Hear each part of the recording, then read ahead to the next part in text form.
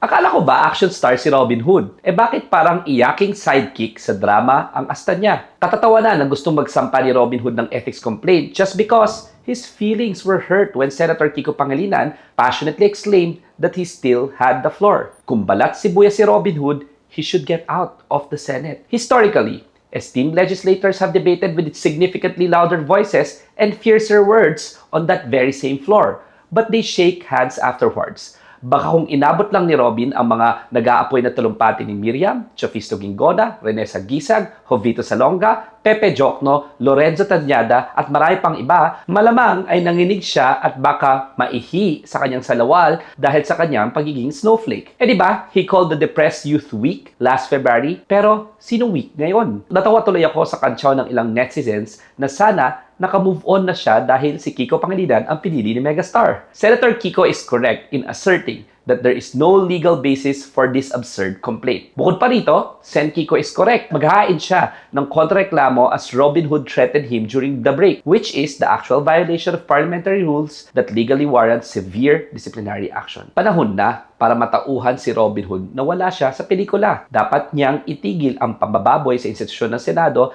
dahil sa kanyang kalibre, hindi siya magiging bagay na senador kahit mag-rehearse pa siya ng script. Agyamanak, Attorney Dildren po at dapat patas sa batas.